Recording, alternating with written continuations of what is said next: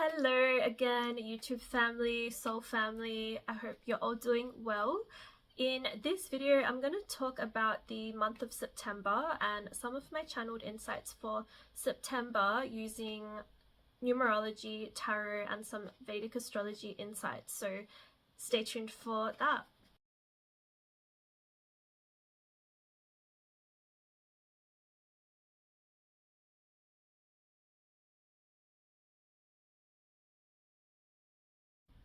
This month of September 2025 is a very powerful and significant month for this year, which is actually almost over. The time has gone so fast, and this energy of almost completion is really strong this month of September, being a 9-month. The actual month of September is a 9-month, but when you also add up 9 plus 2025, the numerology for September of 2025 is also 9.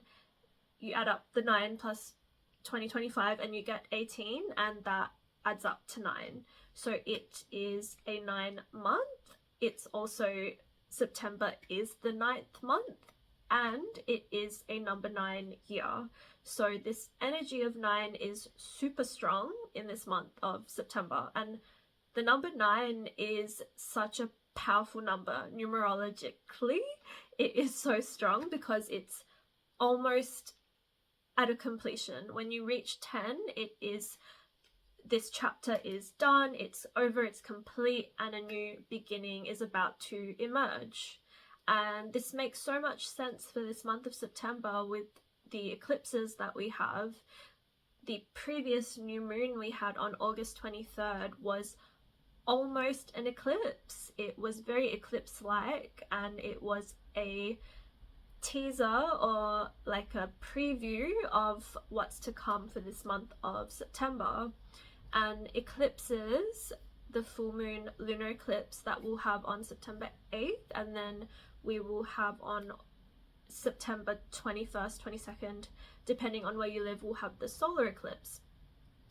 Eclipses, these are like full moons and new moons, but on steroids, like just so potent and powerful. And this is because the nodes are involved, Rahu and Ketu, or the north node and south node.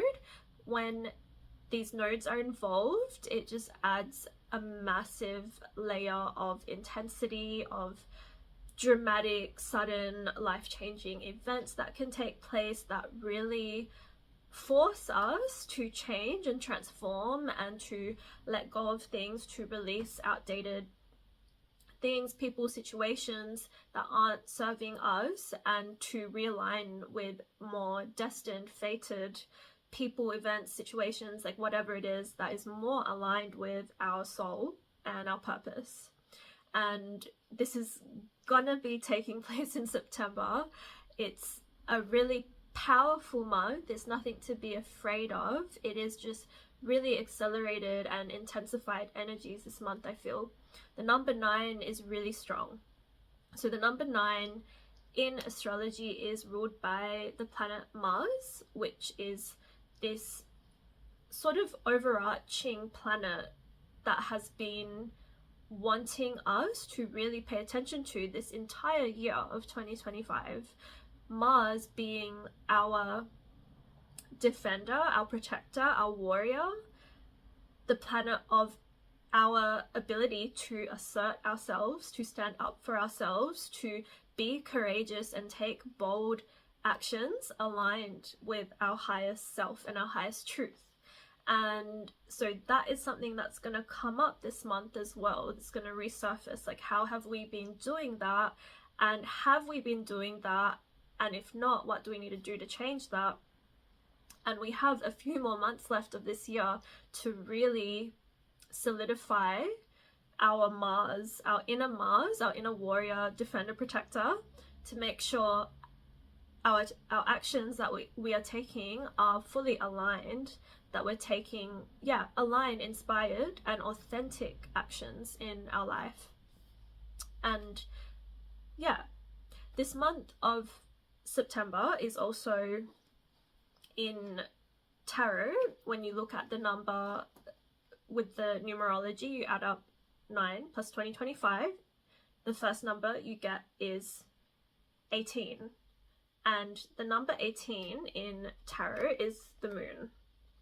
And then you add those numbers up, and with 18 you get 9, and the 9 is the Hermit card. So these are two of the archetypal themes in tarot playing out this month as well, the moon and the Hermit. And in astrology, the moon is ruled by Pisces, the Hermit is ruled by Virgo, which are two zodiac signs on the same level, just on two different ends of the same spectrum. So they both have similar but also very different energies, but they complement each other. And we all have Pisces and Virgo in our chart somewhere, which is important to have a look at, and what energies we need to balance out in ourselves personally. So what's going to come up, I feel, this month of September is really this moon energy is coming up, which is, I feel, a massive thing, is shadow work. The moon is really this illusionary, like subconscious, unconscious shadow energy that we, not all of us, want to face. It is like what is buried deep in the recesses of us, in our psyche, is what the moon energy is all about. It's our intuition. It's not a logical, practical, outwardly energy. It's more unconscious and subconscious energy, which really makes me feel like this month is calling for us to do shadow work, to face any illusions in our life, and to gain more clarity with the Hermit card, to bring that lantern of light, which is our awareness and our intention and our focus, back within us. That is what I see with the Hermit and the moon both together. The moon also represents cycles and patterns, because when you think about the moon and the phases of the moon, it isn't always in one energy. It is constantly waxing or waning, and getting larger or getting smaller in its energy and its visibility to us. And we are just like that, especially women. We go through similar cycles, but all of us, men and women, we all carry that masculine and feminine energy within us, and we do have cycles of needing rest and retreat and reflection, like this Hermit card. We all have that need within us, otherwise we get burnt out. And eclipses are a time when we are being called to be more hermit, to go more within. And I actually know quite a few people around me are traveling in September, and that, I feel, is also really powerful, because sometimes in order to be this hermit energy of bringing that light, that lantern, to the most important parts that are wanting to come up within you, the cycles, the patterns, the moon-like patterns that you keep repeating, the unconscious fears, the wounds, the things that maybe have been hidden or just super unconscious, because sometimes the moon fully hides itself and hides its light from us.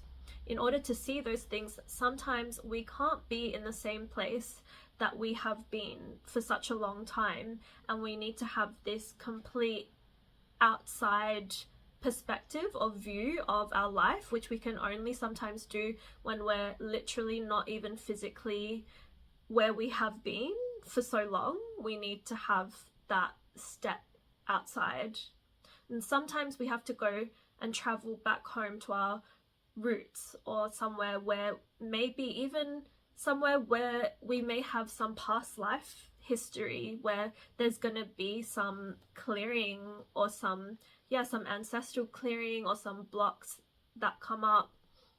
Looking at your astrocartography is a really powerful way to see if you have any connections to maybe where, if you are traveling. no matter where you are in the world in this time of September, whether you're working as well, or if you're on holidays, or if you're resting, or with your family, you're cooking, you're cleaning, you're going to the gym, like whatever it is you're doing, this moon and hermit energy is really strong, and the 9 energy is really strong. It's these eclipses are also really strong. Like this energy is all about wanting to completely shift our reality and transmute energy so we can transcend and transform ourselves in a very accelerated way and a very intense way. So whatever you're doing, whatever actions you're taking, like whatever you're doing with in your personal reality, like just do it really intentionally and take as many moments as you can with each day to really connect within and ask yourself, like, is what you're doing aligned with your authentic truth? And are you really listening to your heart and your soul and your intuition? And are you following that guidance? And yeah, just take those moments, and if you can, like as much as you can this month, take time out to actually quieten your distractions in your life and like meditate, go within, reflect on whatever wants to come up, and like just really listen to your heart and your soul and your inner world and what is going on inside of you, because I don't think anyone gives themselves enough time and space and care and nurturance, and that is really the main reason of all of the issues that exist. Is like we don't take enough care of ourselves, so we can't take care of others, and we can't, when we do selfish things to others, because we're not being selfish enough to look after ourselves first. If we do that first, then we'll be overflowing with selflessness to give back to others, which is a big theme as well this month of September, because in Vedic astrology that first lunar eclipse we're having is happening in Aquarius, and we had the previous new moon on August 23rd in Leo in Magha Nakshatra. This Aquarius full moon lunar eclipse is happening in the star called Purva Bhadrapada, which is very same spectrum again, Leo, Aquarius, just on opposite ends of the spectrum, and it's really teaching us about that really needing to take care of yourself and put yourself first, and really allow yourself to do all of the things you want to do for yourself, to be creative, to be expressive authentically and courageously, and do what you need to do for you.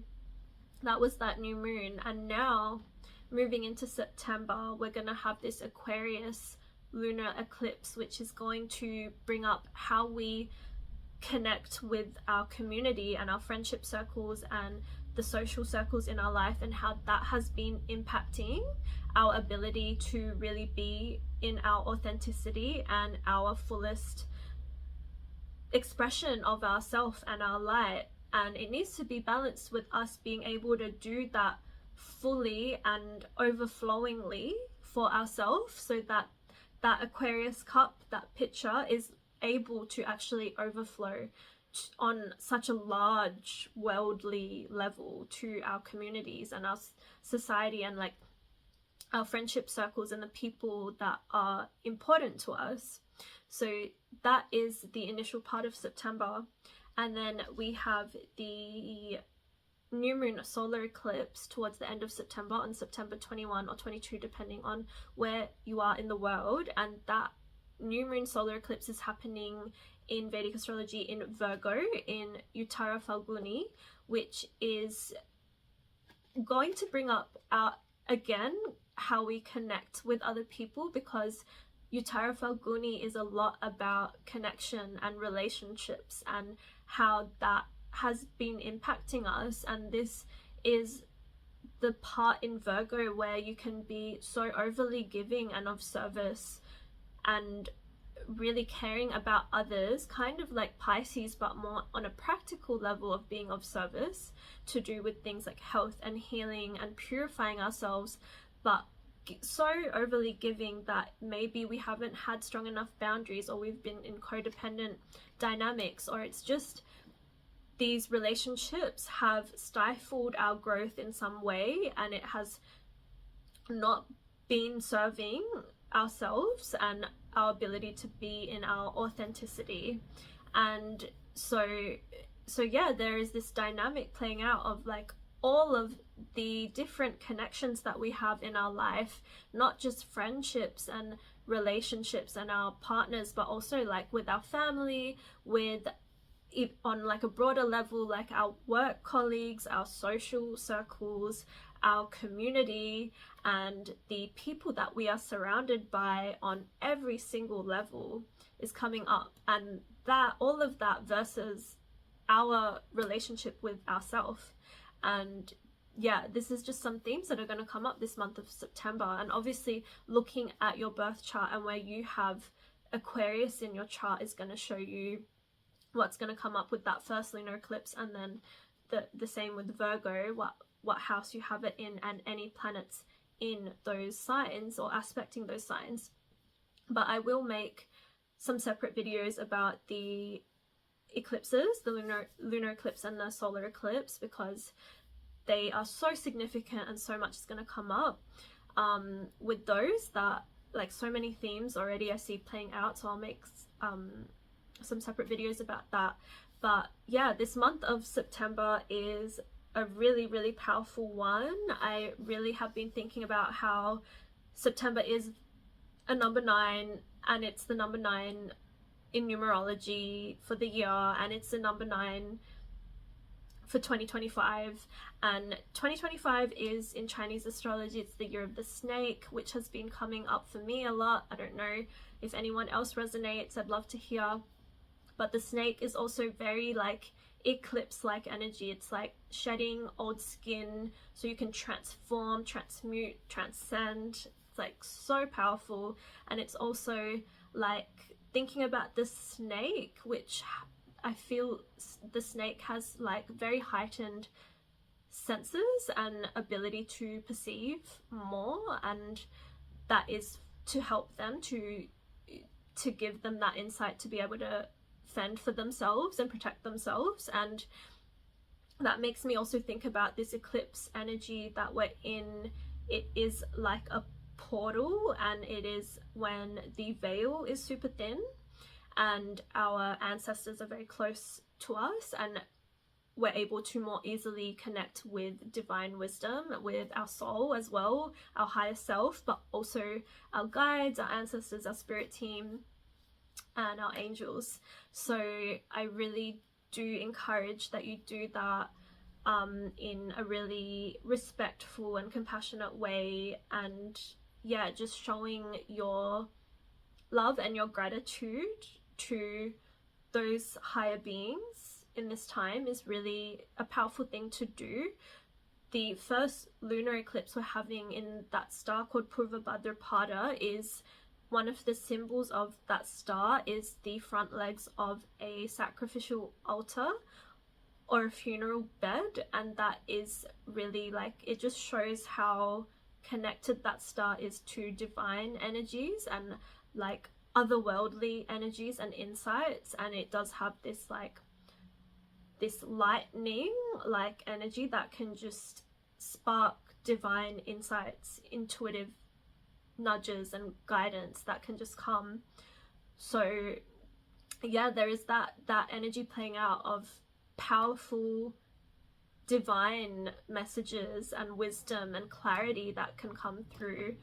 The moon energy does rule over things like the illusions that play out in our life, but the hermit is wanting to bring clarity to that illusionary energy. It's bringing the light there to see what illusions that we have, what barriers that we've created in our life, which are really those illusions. That first full moon lunar eclipse is connected with Rahu, which is this node that does create illusions in our life. While it's wanting us to move towards our path and our destiny, it also creates more energy towards whatever we focus on, which can be very deceptive and illusionary, because that is, this earthly existence is filled with illusions. So this is a time where we're supposed to be really clearing away all of that fog, all of that illusionary stuff, by becoming as clean and pure, and purifying ourselves, mind, body, soul, spirit. And it makes sense because we will have that new moon solar eclipse in Virgo on the 21st, 22nd of September, which is all about that healing, purifying ourselves, and really becoming clear. And that star of the Virgo new moon is, instead of the funeral bed, the symbol of that star is the back legs of a bed that we sleep on, that we rest on. And it's like moving towards the end of this month of September, will be more solidifying all of this higher otherworldly wisdom onto earth, with the bed that we rest on earth. And it's like bringing down this wisdom by sleeping, resting, integrating, nourishing ourselves, and feeling more solid and secure. May you all have such a healing and transformative month, and may the process for you all be just so loving and kind and nurturing to each of your souls, and may this process be as smooth and easy and free flowing as it possibly can be for you all. I send you all so much love, and I will see you all in my next lunar eclipse video.